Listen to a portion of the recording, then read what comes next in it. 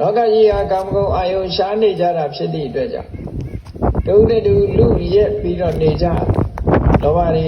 လောဘနောက်ကဒေါသတွေဒီလိုဖြစ်တယ်အခုကတော့စကားလုံးလှလှလေးနဲ့ပြောတာပေါ့စီးပွားရေးတိုးတက်အောင်လုပ်တယ်ဆိုပြီးတော့ဘာတွေဖြစ်တာလဲဆိုလောဘတွေဖြစ်တယ်အဲ့ဒီလောဘတွေဖြစ်လာပြီးတဲ့နောက်မှာနောက်ကဘာလိုက်လာတော့ဆိုဒေါသလိုက်တာသို့တော့ဒေါသလို့မသုံးဘူးကိုယ့်အကျိုးစီးပွားကိုကာကွယ်တယ်ဆိုတာနဲ့လာပြန်တာဘာနဲ့ကာကွယ်တော့ဆိုလက်နဲ့ကာကွယ်တာပဲလေလိုက်ကြည့်မယ်ဆိုလို့ရှိရင်အဲ့တော့ဒေါသလောဘပြင်းဒေါသလာတာဆိုတော့သိချာကဘာကြီးမှာခြုံကြည့်လိုက်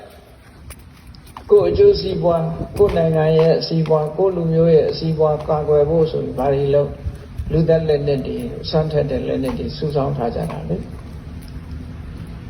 အဲ့ဒါမေတ္တာထားပြီးတော့စုဆောင်းတာမှမဟုတ်ပဲနဲ့မလာနဲ့လာရင်ချမယ်ဆိုတဲ့သဘောပဲလေဒေါသနဲ့စုဆောင်းအဲ့တော့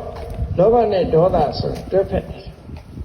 အဲ့ဒါတွေကိုမြတ်စွာဘုရားကာမဂုဏ်အာယုန်တွေကလွတ်မှတ်ဒီဒုက္ခတွေအိမ်မှာတဲ့ကာမဂုဏ်အာယုန်တွေဆိုတာတဲ့ဘာနဲ့ဥပမာတူတုံးဆိုလို့ရှိရင်အမဲယိုးနဲ့ဥပမာတူတယ်အမဲယိုးဆိုဒီမှာကျွမ်းကျင်တဲ့နွားတသမားကအမဲသားအမဲကောင်ကိုတပ်ပြီးတဲ့အခါမှာဒီအယိုးပေါ်မှာရှိတဲ့အသားတွေအကုန်ချစ်ယူပြီးအနာနာမျောနေတဲ့ခွေးတစ်ကောင်အမဲယိုးလေးပြစ်ပေးလိုက်တဲ့အခါအဲ့ဒီခွေးဟာတနေ့ကုန်အဲ့ဒီအနံ့လေးခံပြီးတော့အမဲယိုးကိုကြိုက်တာအရသာတွေ့လာလို့ဆိုပါတွေ့တရေထွက်တာပဲရှိတယ်သူဘာအောင်စားကြတခုမှမရှိဘူးလေသို့တော့အဲ့ဒီအမဲယိုးလေးကိုမပြစ်နိုင်ကာမဂုဏ်အာယုန်နေဆိုတာဘယ်တော့မှမဝတဲ့ဘယ်တော့မှလည်းဝအောင်စားလို့မရဘူး